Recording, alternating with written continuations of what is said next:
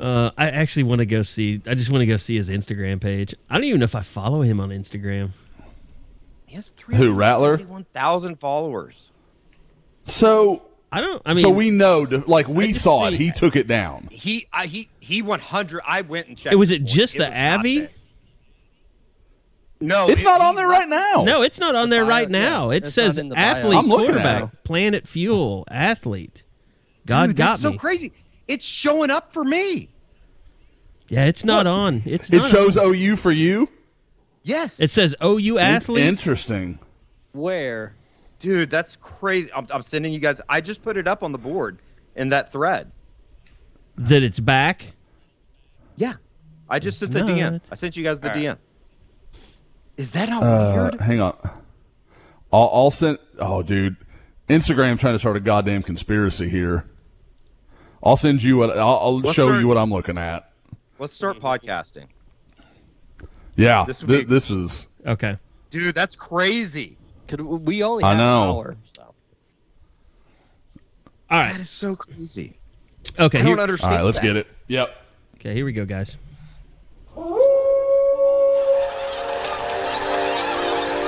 News team, assemble!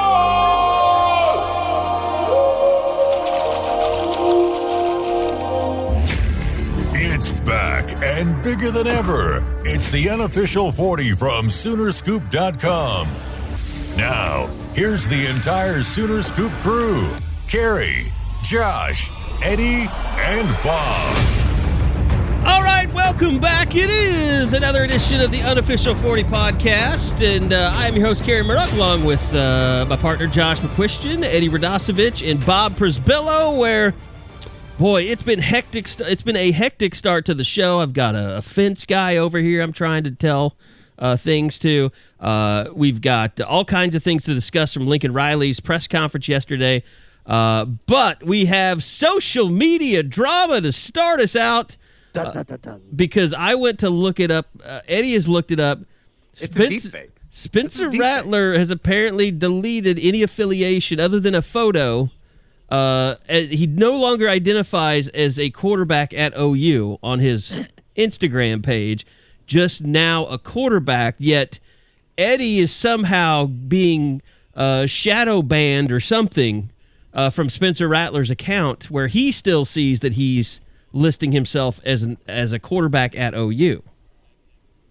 It's deep fake. I think this is what it is. I think this is a deep fake. This is a deep fake situation. We're being faked out by the internet right now. Instagram's just trying to start some shit. Say, I don't care either way, but it is kind of funny.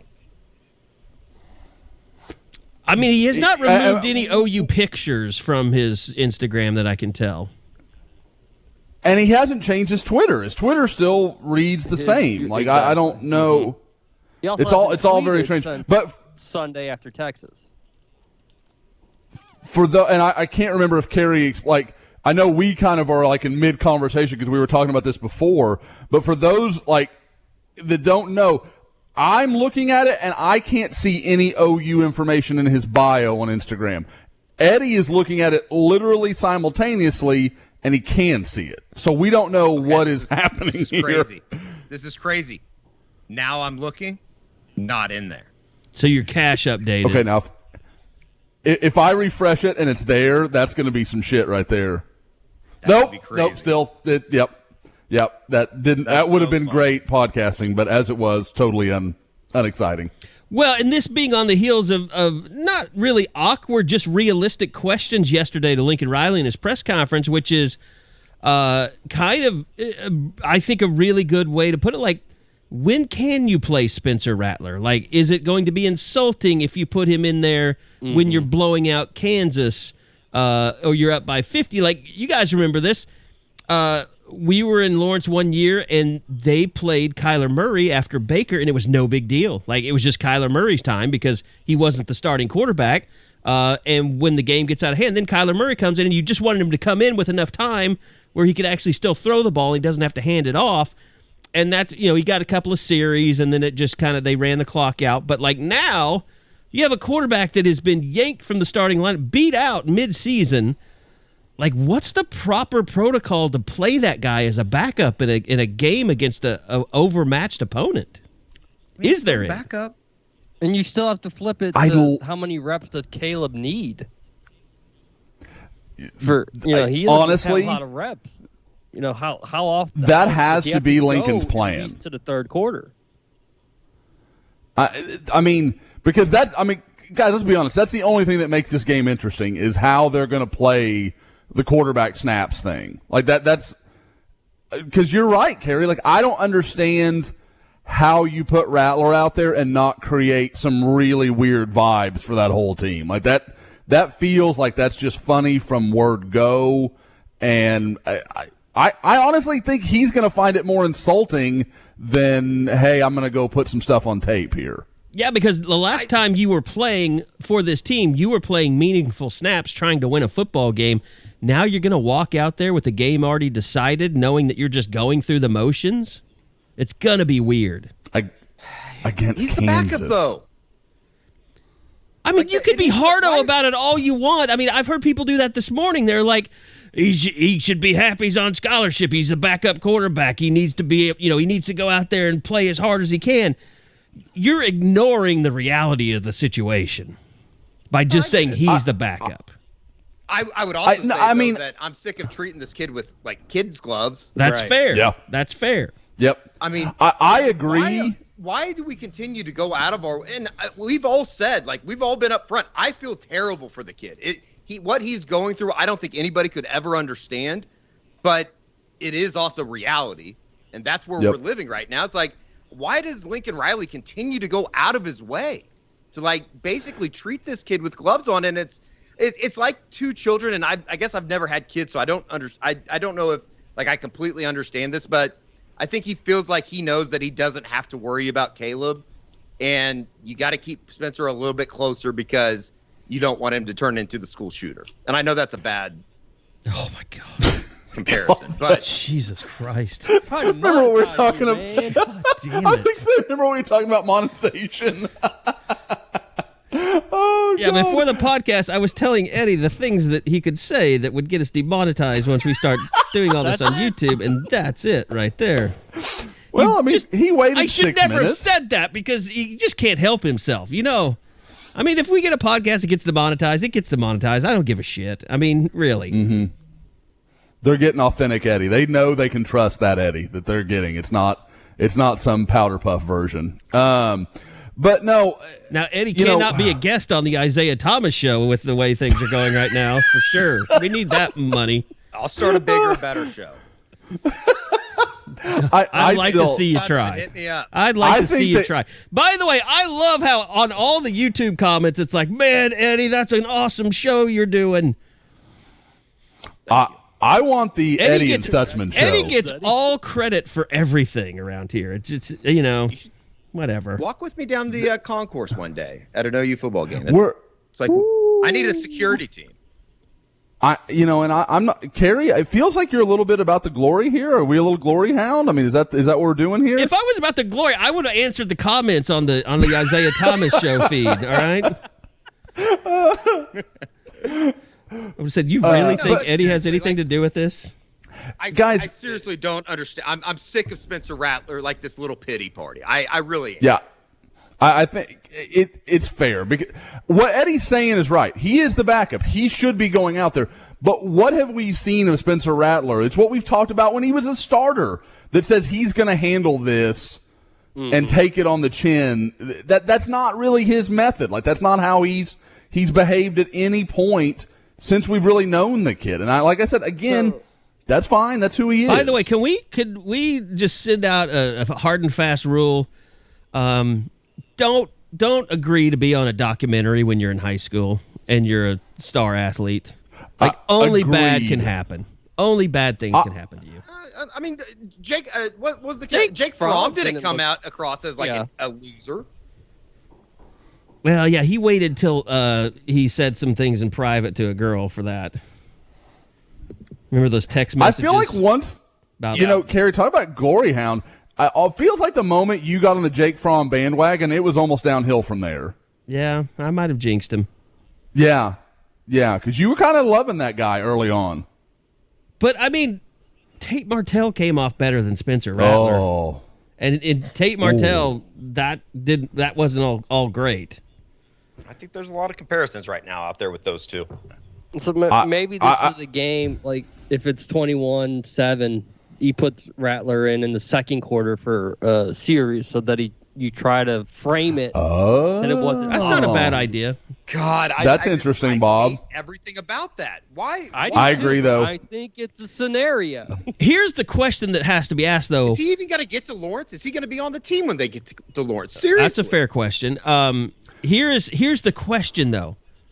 Why do you guys think Lincoln is going out of his way to do this?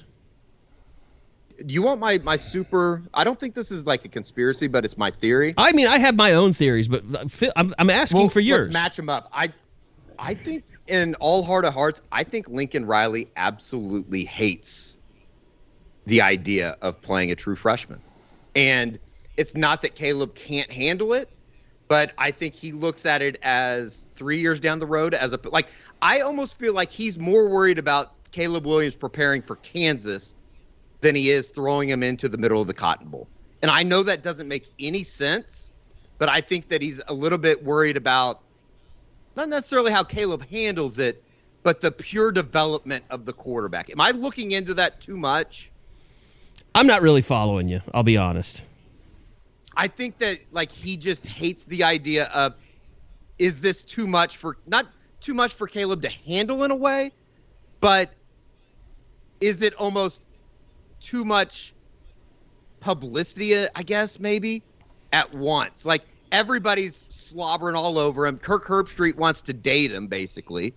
And it's like, is this hurting his true development in the long run? And I know that doesn't make sense, but, I just feel like, I don't know. I think it's more like I said this on the post-game pod, Eddie, I think this is all about Caleb's development. He doesn't want him in terms of how he's treating Caleb. Now that's totally different from what I'm talking about with Spencer and why he is handling it the way he's handling it.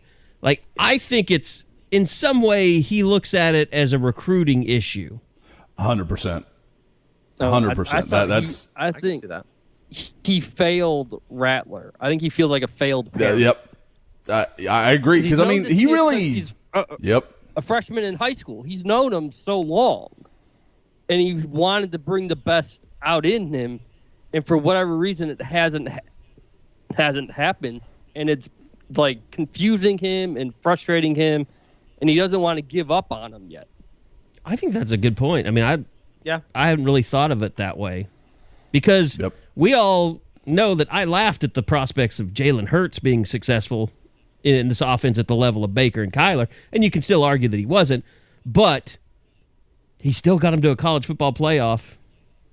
I mean, Spencer was nowhere near that type of quarterback, and he's a much more talented thrower, I would say. Although Jalen Hurts isn't bad. Spencer Rattler is the first guy, and I don't want to say this I think Riley thinks of it in these terms, but this is the way he knows recruiting is going to look at this. Spencer Rattler is the first thing that is at all a hurt to Lincoln Riley's brand as a quarterback developer. Jalen Hurts, holy cow, look what he did with Jalen Hurts. He made him in a second-round pick. Nobody had that a year ago. Nobody would have thought that coming out of Alabama. And the runner-up to the Heisman. Yeah, and then you've got obviously Kyler Murray, MVP candidate. Baker Mayfield has done great things for Cleveland. I mean, there's all these things that say Lincoln Riley is the best in the game at quarterback, but he's got this 5-star that everybody wanted, and he can't start. And he wasn't a transfer from another school. Yep, exactly, because it was his first chance to have his guy, and that didn't go. And I think Bob's exactly right.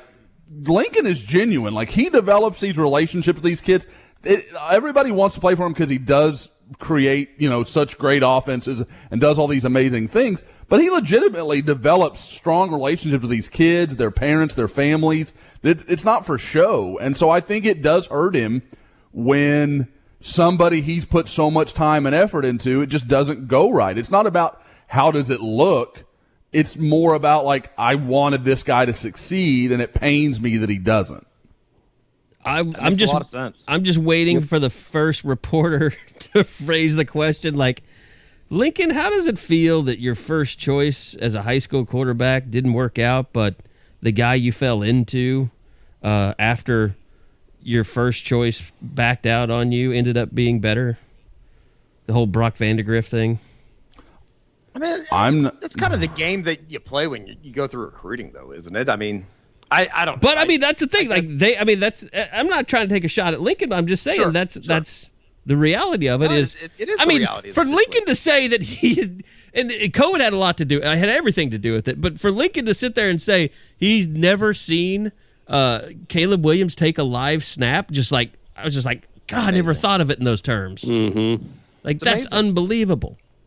Well, I don't know what's more amazing, the fact that happened or the fact that he's now played 7 quarters, one newcomer of the week, one offensive player of the week, and is 6th in the Heisman Trophy race. He's played 7 quarters. Yeah. Against 2 not very good defenses. Well, there's guys at the same time, but at the same time, he's been.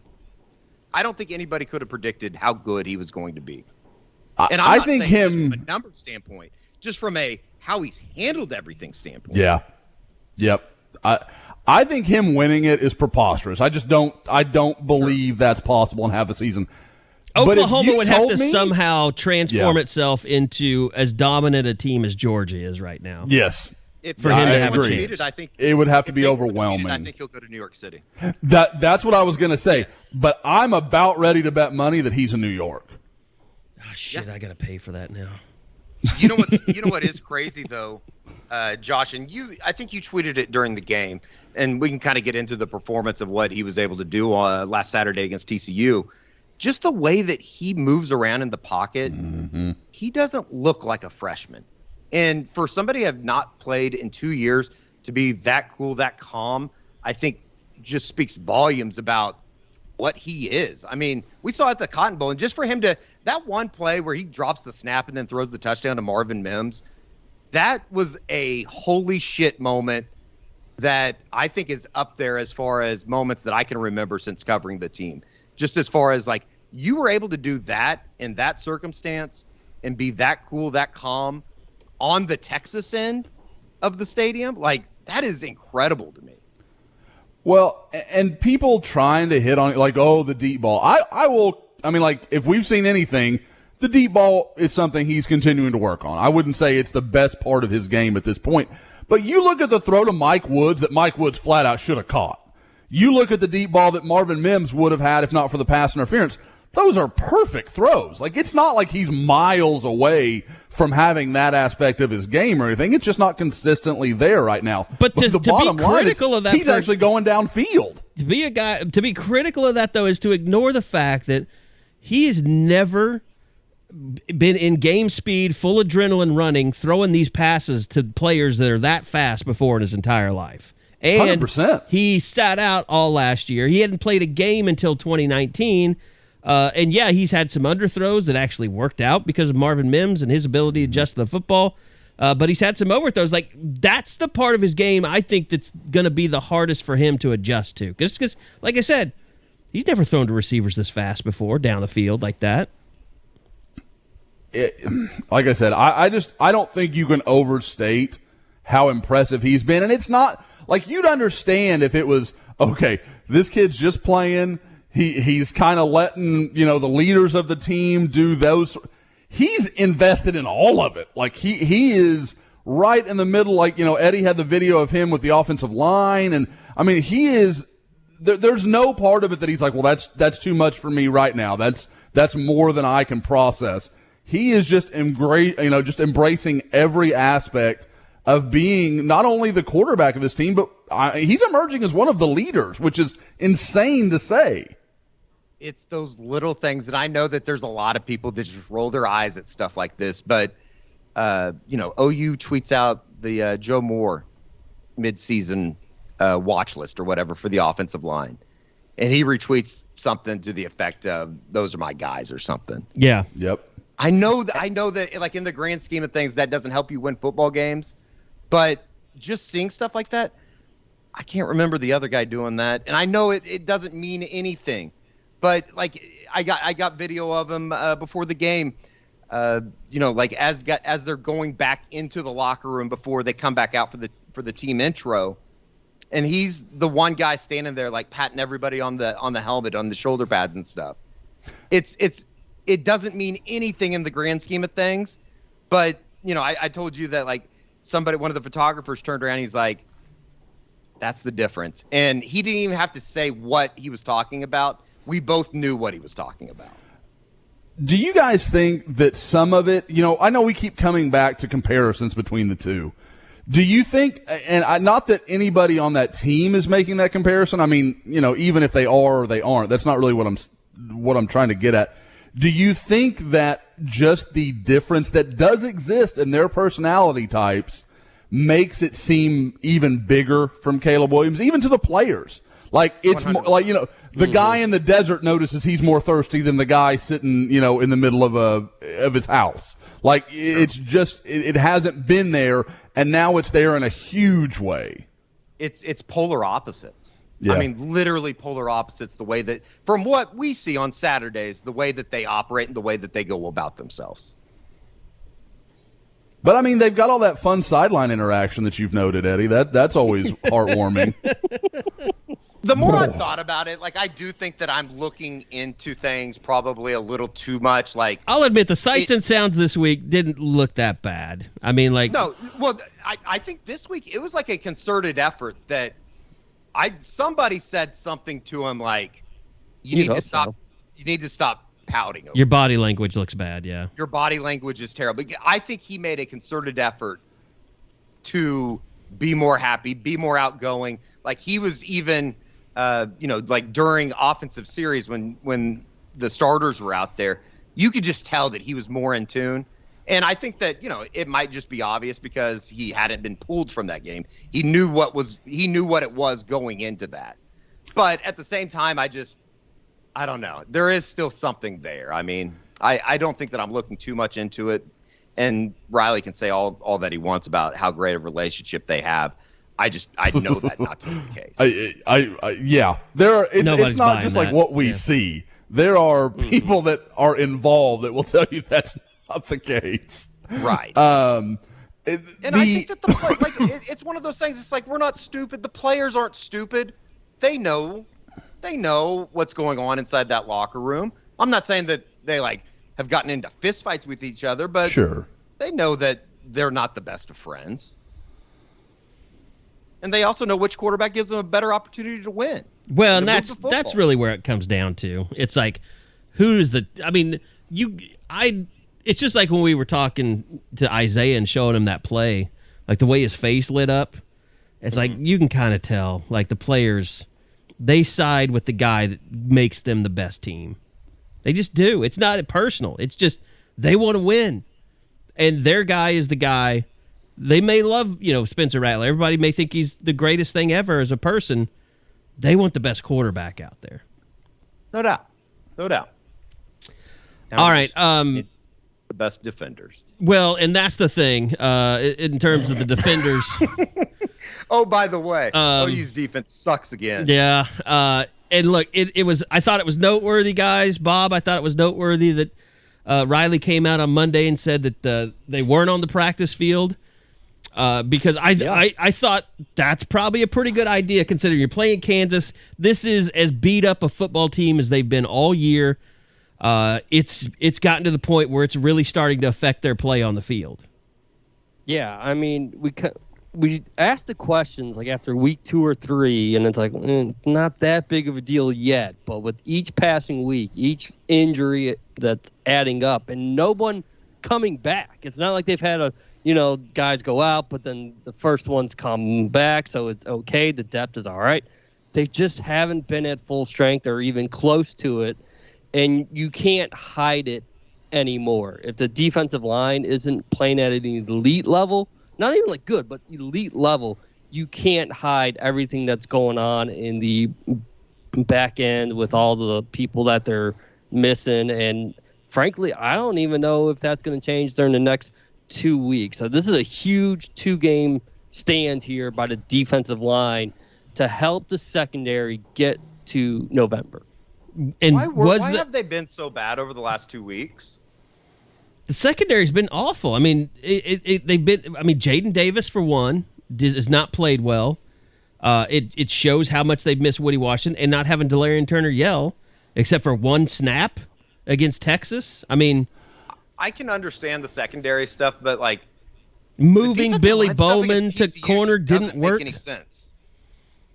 Yeah, I mean, I think it's just they want to get Jalen Redmond back really bad, and they don't. Which you're right, it doesn't make any sense because at times, and maybe it's because Isaiah Coe hasn't been fully healthy. Maybe like they feel best about him inside. But obviously that Texas game, they really felt like Isaiah Thomas gave them a boost in the middle. It's just that I think maybe TCU's offensive line wasn't as bad as Texas's. TCU's O-line is better. Isaiah Thomas is 265 pounds. Yeah, he can't live inside. And he played the entire all the game time. in there. Yeah, that's a great curveball. It's a nice change of pace. You can't do it every snap against a good offensive line. And TCU, unusually enough, is pretty good up front this year. Oklahoma is fortunate they did not have to deal with Zach Evans on Saturday night. He would have torched them a couple of times. He is. I mean, they went by 3 touchdowns. Yeah, the Miller guy did enough. I mean, and he's a good player, but Zach Evans he's not Bijan, but he's not that far behind. Zach Evans is he's more powerful than Bijan. Yep. Bijan, for all the stuff that he is, and he does run through tackles because of his quickness, but he is the epitome of he has to get to the second level to be really effective because Oklahoma State and Oklahoma both. Did you see the play when Malcolm Rodriguez just headed him up? I mean, like he does not possess that ability, like to run through the trash at the line of scrimmage. He's more of an open field guy. Exactly. It's not his game. It's not his inclination. Zach Evans is more that guy that can kind of bull his way through a line. Yeah. Yeah, if I had to have 3 yards, I'd bet on Zach over Bijan. I think that's fair. Like I know what you're saying. I'm not saying like he's Giovanni Bernard or anything, but I mean, I got you. I know what you mean. But yeah, TCU was better up front. And again, we talked about it after that Texas game. I thought moving Isaiah in there showed you how much they are missing Jalen Redmond. That pass rush has not been the same since he left. The defensive line. So they need him to get back healthy as soon as they can. If you got him and Woody back, I think a huge amount of this defensive problems almost evaporate overnight. I think I kind of get the sense like the reason that they have Isaiah inside is because he is so quick and he kind of commands double teams because you have to keep him from shooting gaps on you, and that should free up guys on the outside, but I don't think that they played that well on the outside. I mean, other than Nick Benito, and Nick had a down game, but you think that Reggie Grimes would step up. He didn't really do that. I don't think Caleb Kelly's making much of a difference on the outside, and they didn't seem to play Ethan Downs all that much last week. Do you guys think that there is some space in there that is just the Texas letdown, just coming off that win and how all that they had to pour into it in the second half? Benito is not getting pressure off the – that doesn't smell right to me. Like that feels like something's just a little off with focus or whatever you want to call it. And I get nobody's going to accept that as a reason, but I'm saying I don't expect that to continue because there's too much talent on that front four for them not to get pressure week in and week out. It doesn't add up. It doesn't add up that and I'll give them, they just had a bad game. Maybe they had a bad game. TCU, I know Gabe was very complimentary of the way that they've been playing up front. Maybe they had a rough game, but they didn't necessarily have a great first half against Texas. I feel like it's starting to become a little bit of a theme. I'm not overly worried, but that's why I like the overall product defensively right now.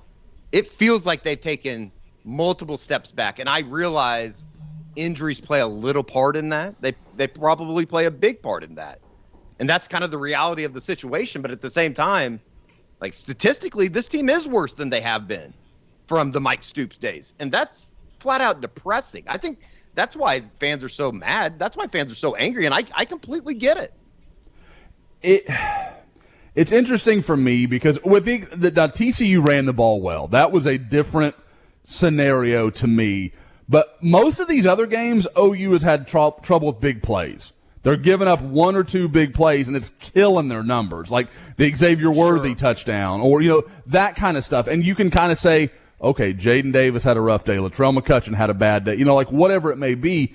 But TCU was different. That felt different where OU wasn't commanding the line of scrimmage the way they have through the rest of the season, in my opinion. So it was some bad tackling. That's where it gets tricky. Yeah. Oh, terrible. And guys, like it's the tackling stuff. It's the lack of execution and the fundamentals of, tackling angles and stuff like that's the kind of stuff. It's like, what am I missing? Why are they so bad at this? Guys, and then you hear Alex Grinch talk about it on Tuesday or after the games. It's like he's almost at his wit's end as far as like, what am I doing wrong that is not getting to these guys? Yep. Which it's got to be careful of because that's a lot of what the last defensive coordinator got into. Oh, yep. You read my mind. Yep. But that's a very fine line to walk. I feel like you it's not like Chris Kleiman bad, but strangle some of these guys. Like, what is you guys have accomplished nothing. I just don't get it. I really don't get it. And guys, but you're right though. At the same time, Josh, they do play so well through spurts of a game, and then they give up the 53-yarder where they miss 5 tackles, or they give up the 73-yarder over the top. It's just it's little things that if they could clean that up, I think a lot of people wouldn't be bitching at all. Look at Texas. They dominated that second half. They played maybe their best ball of the year. OU finally gets the lead, and they let Casey Thompson and everybody just walk down the field. I mean, just walked through them. And you're like, what changed? What happened here? And some of that is Texas. Like, you could tell in parts of that second half, Texas was just trying to get off that field. They wanted to be done with that game. They were trying to slow it down. Like, I get all that. But OU had all the momentum. It was in the OU half. Like, that's just one of those things hard to explain. But for me, guys, the thing I can't figure out is OU just this stubborn in the secondary?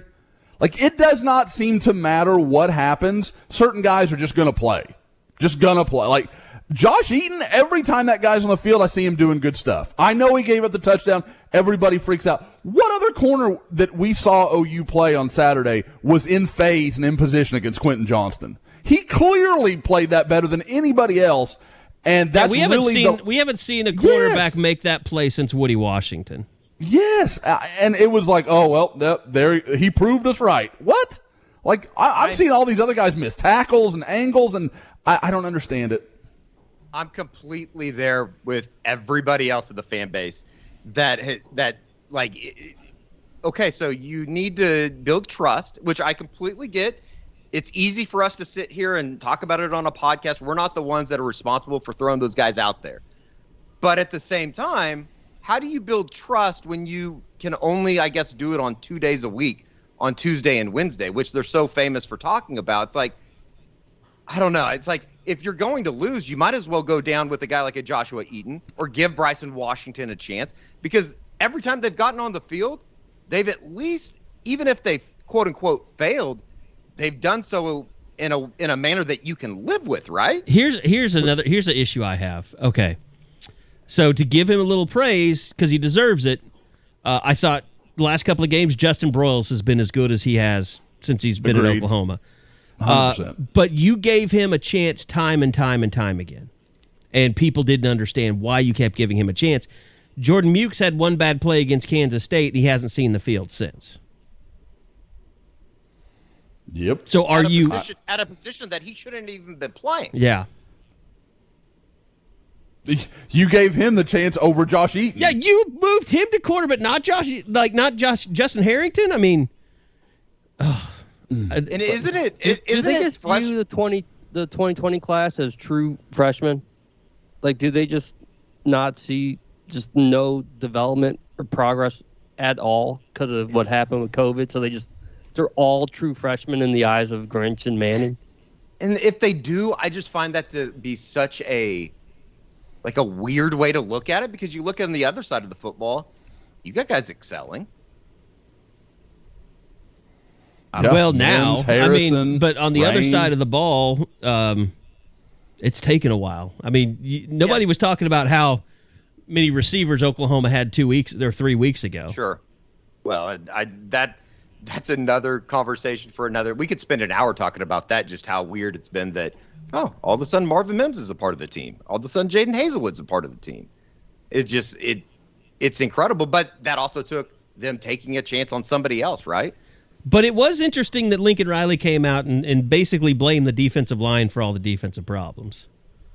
Well, when you got a guy that sits back there without any pressure, I mean, we saw that for the last 8 years. But what I'm saying is it's interesting that he makes that claim when they have been carrying this defense mostly, knowing that they're banged up, and they probably don't want to play a whole lot of people. So if they get after the Kansas quarterback, that makes their life a lot easier defensively and kind of can cover up a lot of things this week until they get really healthy.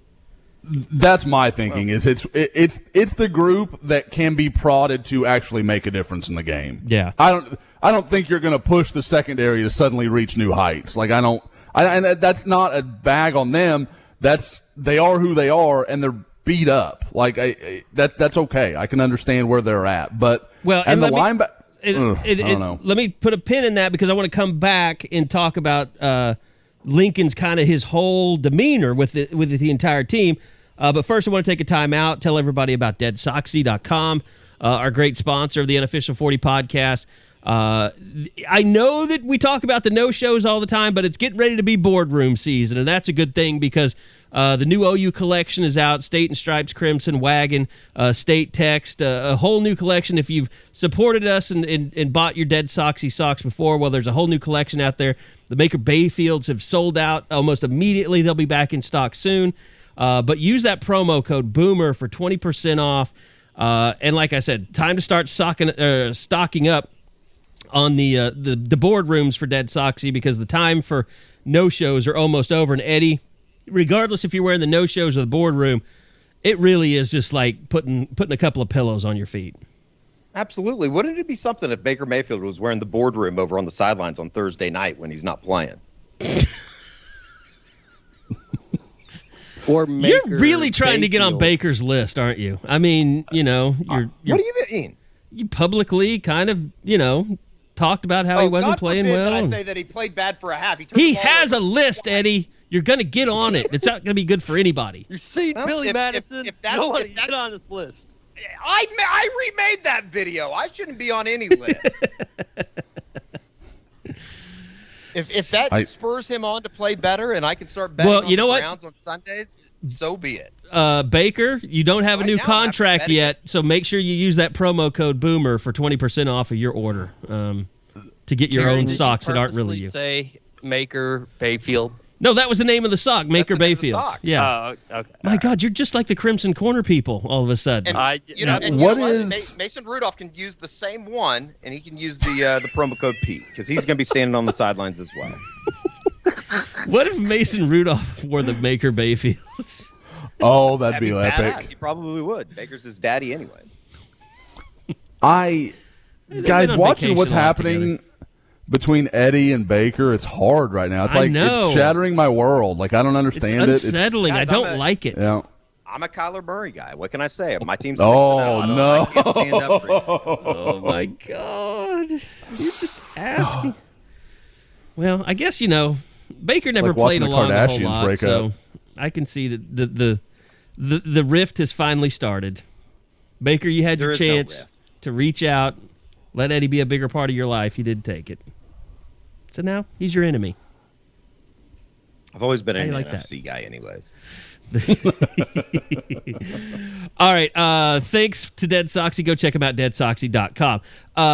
One of the things, and you were mentioning it, you can kind of get more out of the defense, and maybe that was why Lincoln kind of targeted them. But there is no doubt, and this goes with Caleb, this goes with everybody, Lincoln is guys, Bob, I'd love for you to chime in here. Oh, real quick, we have some breaking hoops news, Josh. I know that you don't want to take time to recognize this. Muted. I'm not listening to any of it. But since I mentioned Bob's name, it just reminded me, Bob, what the hell International for Porter Moser? International, man. We're going to Germany, like the Wagner boys at Michigan, or Oscar da Silva at Stanford, or even Dennis Schroeder. It's another Schroeder, not related to Dennis, but Benny Schroeder from Germany, 18 years old, about 6'7", has announced his commitment to the Sooners, and that's the second in a week. That's the third in this entire month. And I think that's going to close it up for 2022 for Porter Moser for the early signing period. We'll see what happens in the spring and the portal and all that stuff. But I think they're content with where they are right now for 2022, heading into next month's early signing period. And then it's all about 2023. And they can stay in state for a lot of those 2023 kids. So it's a very exciting time. Me and Eddie got to check out practice yesterday with Porter Moser. Just a very different feeling compared to seeing something run by Lon Kruger, but excited to see how all these pieces come together, how quickly they can get them to mesh and gel and become a cohesive unit. No doubt one of the biggest challenges that Porter Moser has in his first year in Norman. By Bob, the I think way, we'll sit down and maybe we'll do before they get going, we'll do an entire basketball preseason preview podcast, because there's so much to get into. Josh will be the producer on that show. Yeah, we don't want to waste Josh's time, because it was like, in a sense, real quick on basketball practice yesterday, it reminded me of when Smalls catches the fly ball from Benny in Sandlot, and everybody's like, all right, okay. That was my moment yesterday when I heard a coaching staff member yell the word for the first time in Lloyd Noble Center history in like the last decade plus. I was like, oh, this is going to be a little different, isn't it? That's right. They hired a new coach, right? I heard something about this. Oh, my God, Josh. Oh, wow. I see how it is. Get that Cam Newton gift ready. OU Hoops boycotting we'll be against us, all right? That when I'm at Mass with the Mosers on Sunday morning, because we're now very, very close.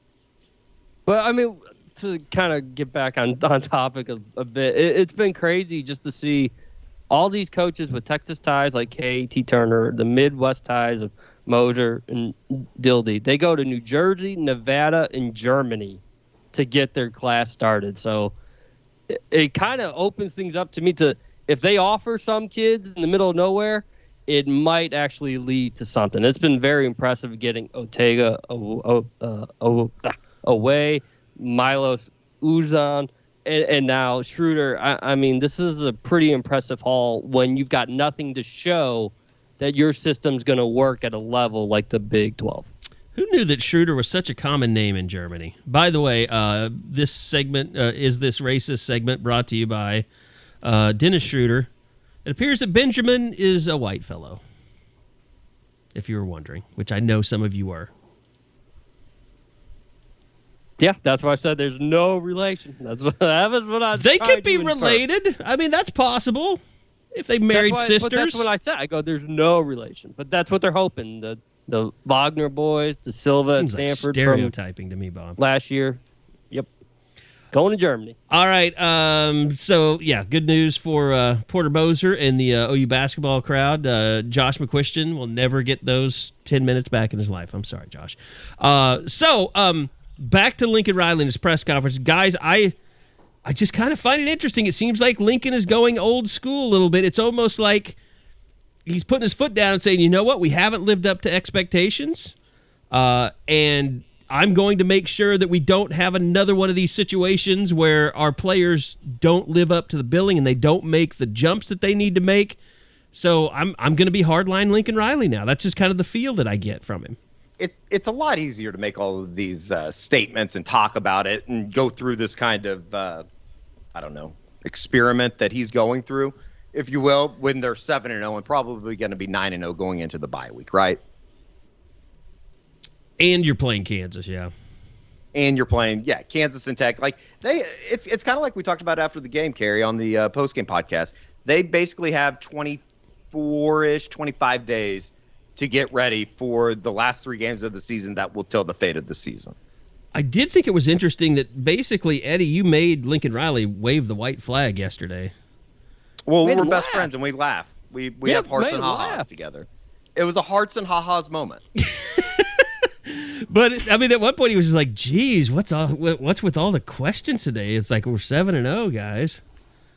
But at the same time, I get it. Like you should have said, "Well, it's not your there's fault, but they cut off media access teams last week, and we're all pissed, and we're taking it out. We're extracting our pound of flesh today." I don't think anybody like was taking shots at him. It's like, why the hell? No, they were is the just defense asking so good questions about why things aren't better. Yeah, I mean, it feels normal again. Not worried about the offense. Why does this defense suck?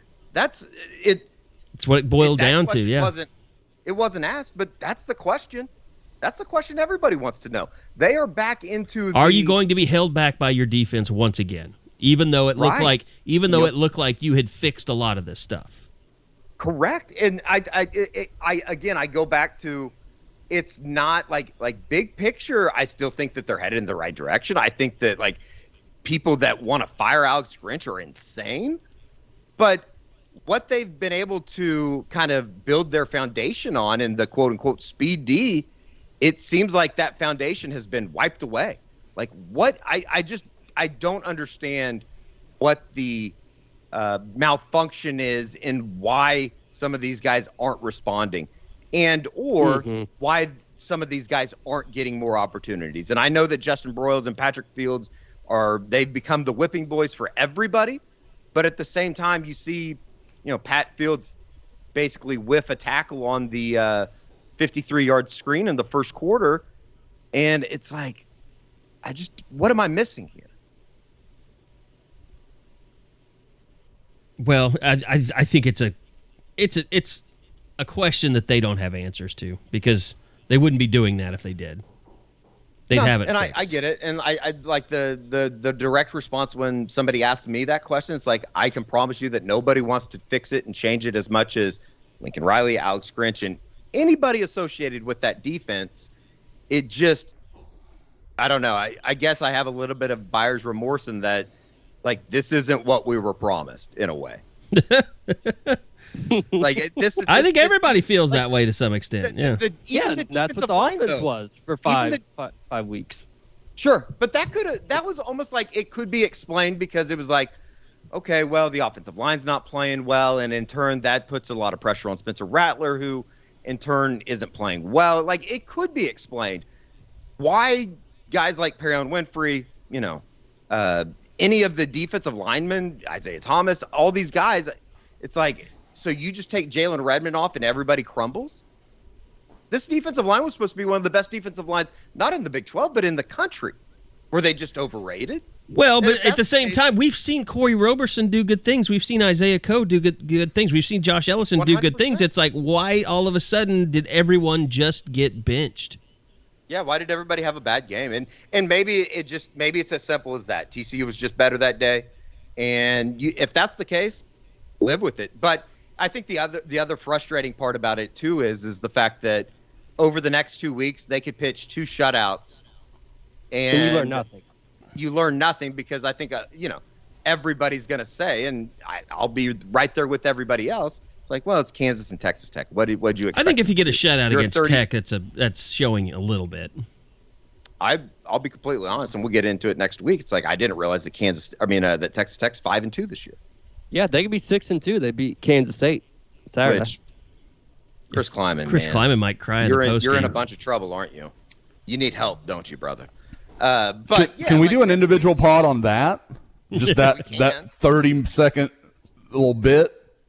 If I was Fitz right now, I would go out and get one of those Kansas State male cheerleader uniforms and do a bit. Oh my God. I bet you would. I think you might still need to do that anyway. So go ahead and get going on that, Eddie. I wonder if anybody that works for Fox has his old male uniform jersey that I could outfit that I could wear from Tulsa. Oh no. All right. We do have some Zoom calls coming up. We're trying to fit this podcast in. There's been some big recruiting news come down. Let's hit on that, because as we said when we started this pod, it's Kansas. There's really nothing to talk about, and all we've done is talked about and argued and been pissed off for about 50 minutes now. We sent Caleb Williams to New York City, and I think that OU defense should rehire Mike Stoops. Hey, I I've got some insight into Kansas. They're not good. They're just not good at football. So okay, break. Not even like a Puka Williams, or you could get excited. Yes, like, there's not like a scary option, or the Armstrong guy, the defensive end. It was really good. Mm-hmm. Yeah, they used to have a really good defensive line. Like it was like everybody in the conference would have swapped their linemen with theirs at one point. Yeah, and at least David Beatty's dad let JFK die. God.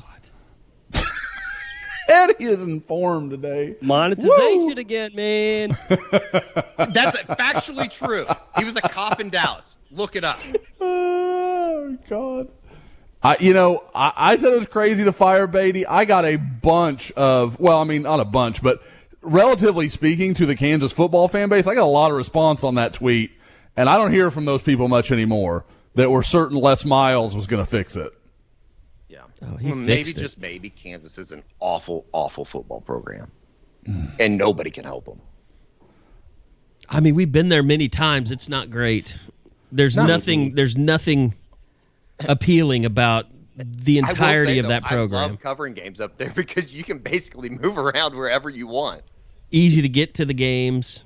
Easy to get. I would imagine it's like being on a high school game. It is. It's a little bit like that, yeah. I've been on high school sidelines that are more packed than Kansas. I swear that's a serious statement. Speaking of, and we can get into where I went last week if we want to, but I saw my first high school game inside a baseball stadium last week, the old Globe Life in Arlington. How was that? Really? That's amazing. There's so much room on the sideline, like the way that it fits into the stadium. It's unbelievable. And I will say, the difference between a professional stadium sound system and that of a high school makes sideline conversations very interesting. That was a little different because when they play, I don't know, Lady Gaga, just as an example, there's a lot more bass behind what they're doing than the four speakers at North Polytechnic High. Yeah, there's nothing like screaming at each other's faces in the era of COVID too. Mm-hmm. Oh, yeah. It's Texas. COVID's not here. Okay, so I will officially no comment. I'm going to be mature about that. See, even though it's over. There's no reason for us to put any of this on YouTube. We're never going to get monetized. Ever. So anyway, you made some trips, but let's start out with the big commitment. Honestly, I'm going to defer to Bob and Eddie. Let them get it started. They were there. They were at the announcement. They should set the table on this.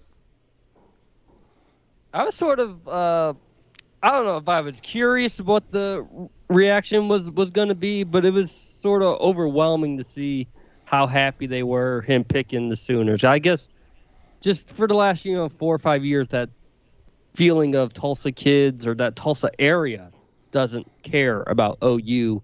You wouldn't know that based on Monday. I'm sure a lot of that's about Gentry himself as a person, but that was a pretty cool scene after, he took the jacket off and had the shirt and the hat, and the family did the same thing. Just for as little amount of people that were actually at that signing ceremony, it felt like a lot of people were there when that official announcement finally went down. It's one of those things, Bob, that when we go to these announcements and signings or whatever, you can get a good feel just based off the crowd. Like, is this kid very well respected by his classmates? Is he very well liked by his classmates? And 100% you can tell that Gentry Williams is kind of one of those cornerstone kids of Booker T. Washington, or at least that's what it felt like to me. Like a lot of people look up to him, I guess would be the best way to say it. Yeah, I mean, everyone obviously they wanted to get their picture with him, and he was more than accommodating to have everyone come in for pictures with him, and he answered every last question, and you could tell, like, the weight, big weight lifted off his shoulders, being able to say that recruitment is over and done with. And as said before about Gabe Dindy last week, said again this week, credit to Lincoln Riley, Alex Grinch, Roy Manning for just never losing their cool, rolling with all the punches, the ebbs and flows, where maybe USC, maybe Florida, maybe Missouri, just never, ever flinched and knew when to strike last month, all those official visits, and it finally paid off. Offered April 2019. It pays off in October 2021. And I don't think that we like necessarily undersold it. I don't think that there's any truth to that.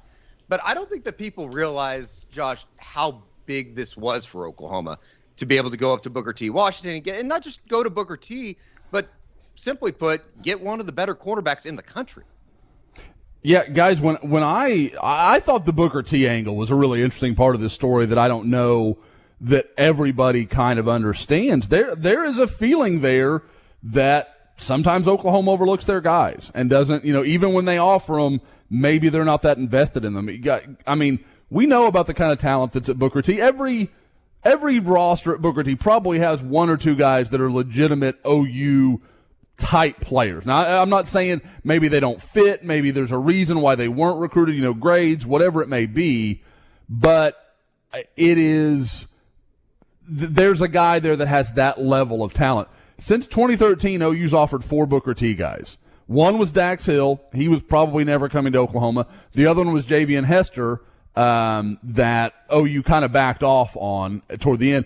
Another is Gentry, and then you've got Micah T. So in back-to-back years, Oklahoma has a chance to really write the story. When I say write, I mean R-I-G-H-T, fix the story of what's been believed at Booker T for so long. If they get Gentry and then follow with Micah T's, then you've really started to turn the picture a little bit and make Booker T guys feel like, yeah, you can go to Oklahoma. That's okay. That's a good place.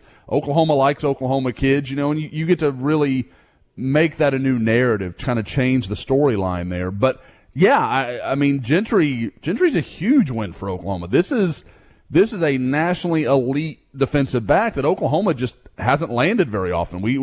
It's no different than Latrell McCutcheon last year. It's in their home state, but still, I think in a lot of ways there were more programs pushing for Gentry down the stretch than maybe there were with Latrell. I think Latrell really came down to Oklahoma and Alabama, and he felt like Oklahoma could get him on the field earlier, and he had a great relationship with Roy Manning. With Gentry, OU was working hard against Florida, USC, Missouri, and I know people are kind of wondering about Missouri. Missouri's coach is probably the best relationship he has, and that's because the secondary coach there used to be at Tulsa, and there's a real bond between those two. So there was a lot going on for Gentry Williams, but this is a huge win for OU. And Josh, I thought your story with Gentry was kind of eye-opening a little kind of cringeworthy, where he basically said, yeah, I want to help them get better. I want to help them get back. Like, you see a guy that commits to him, and he's like, yeah, it's not going all that well there right now. And he still commits.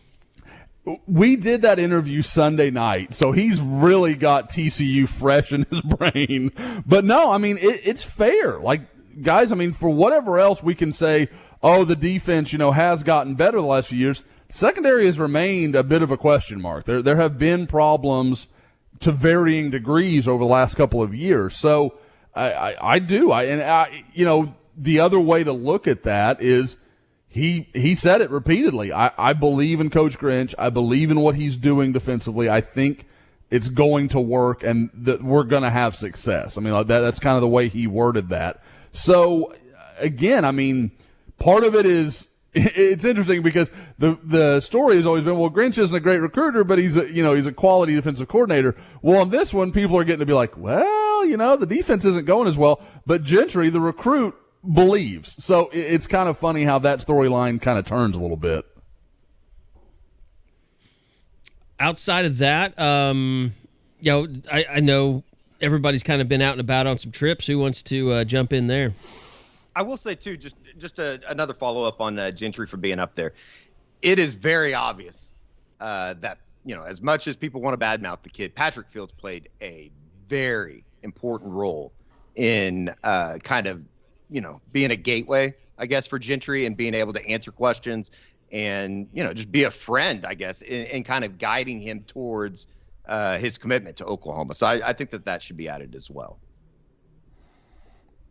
It's a good point.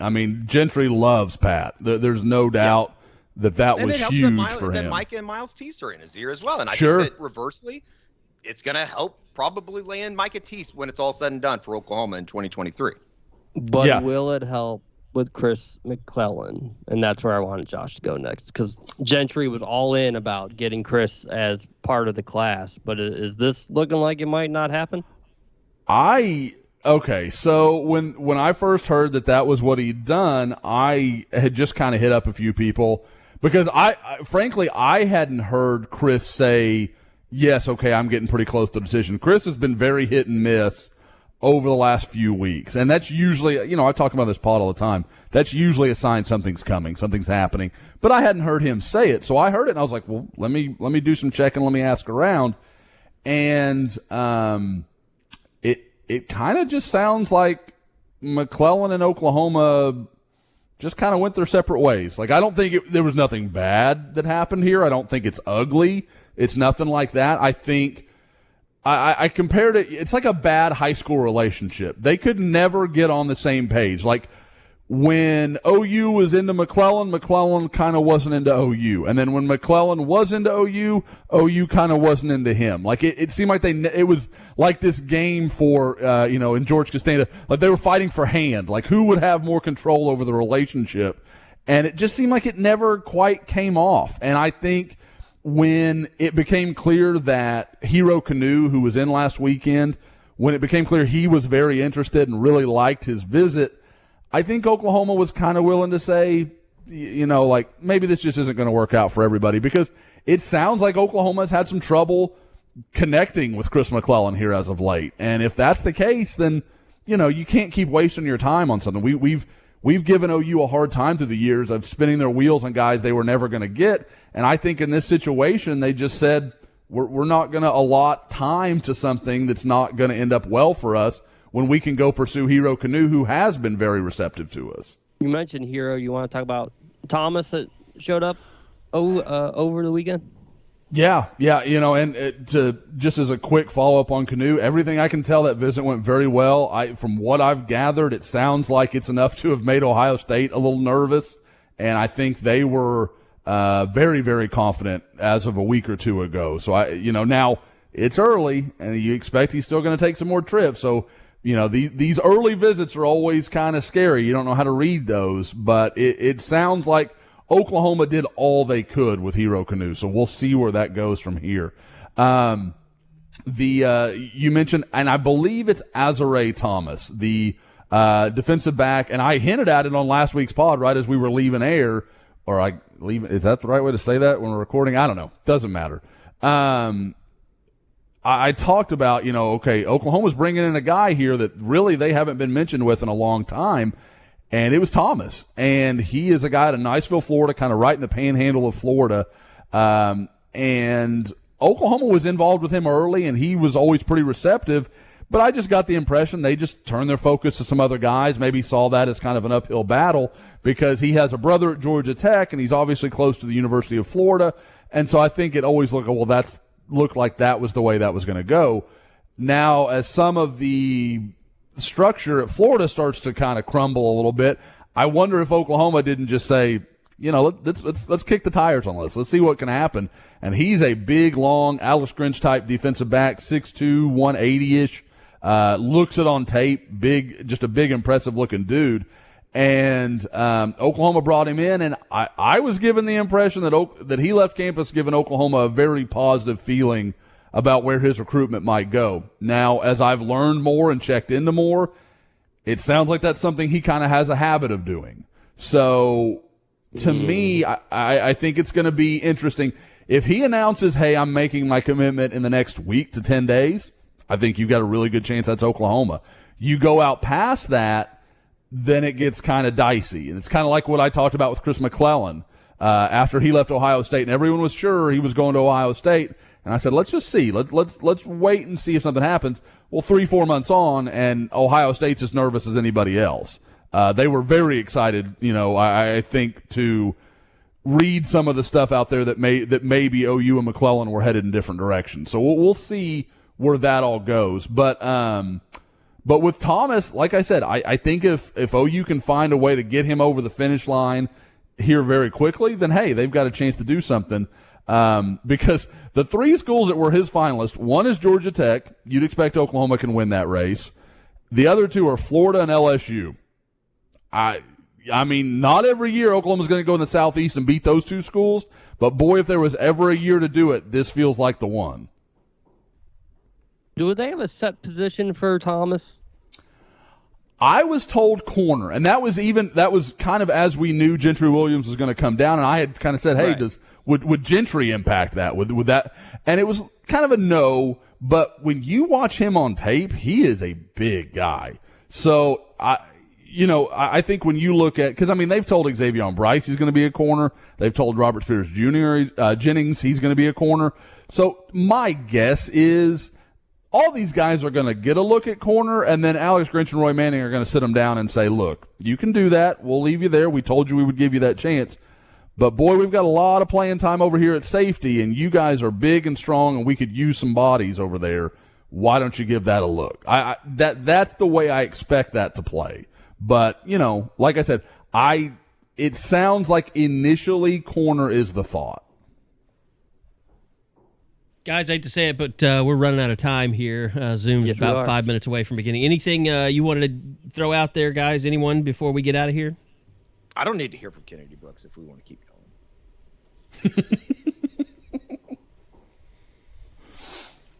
I don't think I have. Zoom's just going to be messed up anyways. Okay. And okay, that's there's a way to go with it. I'm trying to Sad think if commentary. there's anything else I've missed. Real quick about the games that you went to. I mean, not often Sure. you get to see like you said in the breakdown, a 2022 probably the number one player in the state, in Devin Campbell, and then obviously 2023 with it's Joviano, right? It's Javian Toviano, which Javian Toviano. Not every day you meet a guy that has a V in his first and last name. Pretty wild stuff. I never really thought about it until you said that, but you're not right. Every day do you send me video and I start going through the clips and stuff, and it's like, yeah, I could see why he's probably the number one player in 2023. My God. We'll start with him. I would say it's pretty safe to say Javian Toviano is my first real man crush of 2023. That dude, because he's a great player. He had one touchdown. Another one that would have been was called back on a holding that was kind of away from the play. But as a corner, I mean, Arlington Bowie wanted no part of him. They didn't throw in his direction. They didn't look in his direction, and nobody's gonna. I mean, unless you have one of those Garrett Wilson, Theo Weiss type receivers, you're not going in his direction. There's just no reason to do it. You're going to give that ball away. But also, and I mean, I talk to coaching staffs that will say the same. His demeanor, that dude is a leader of your team, future captain. Like, he gets all of it. He is just a very put together dude that understands. He's got an older brother that's playing football at Rice. He's academically strong. He's a leader in the locker room. Like, he checks all the boxes you're looking for. Javian Toviano is just that dude. So there's nothing not to like. Devin Campbell, I saw him last year as a junior. Thought he was a little heavy. This year, that dude looks unbelievable. Just watching him pull around and doing it against a really good Arlington Martin team. Guys, he's going against a Power 5 commitment in some of that tape. R.J. Cooper, I believe he's committed to Stanford right now, is a dude, 6'5", 250, big athletic dude. Devin Campbell just owned him all night. There was nothing Jackson was doing with him. Jackson Cooper was going to do with him. He was just dominant from beginning to end. And watching him pull, and I've got there's a couple of clips of it. I don't know how you don't watch that and think of Oklahoma's GT counter. Like, just thinking of him pulling on some of that stuff for Bill Bedenbaugh, that he is perfect for OU, and I don't think there's any question he would probably be the most talented interior guy OU has signed if they were able to finish that and land him in 2022. Yeah, he looked great. Both of the guys looked. I mean, that looked like that was a hell of a. Who won the football game? I don't even know. Martin smashed him. It was like 70-14. It was unbelievable. Yeah. So anyway, I know you guys got a.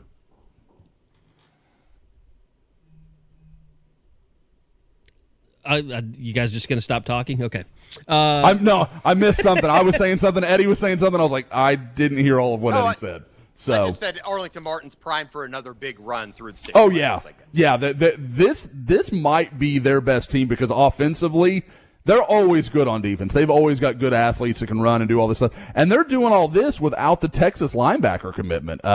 Johnson, I think he's got a twin brother, and I always get him crossed up, but I know his last name's Johnson. He's a good player.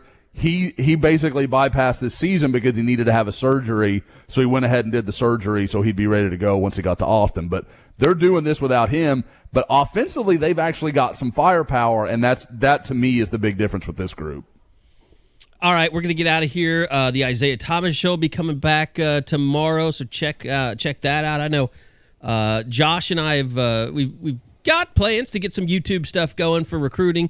Maybe get Bob and Eddie involved in that as well. So lots of new stuff coming, but we appreciate everybody for listening.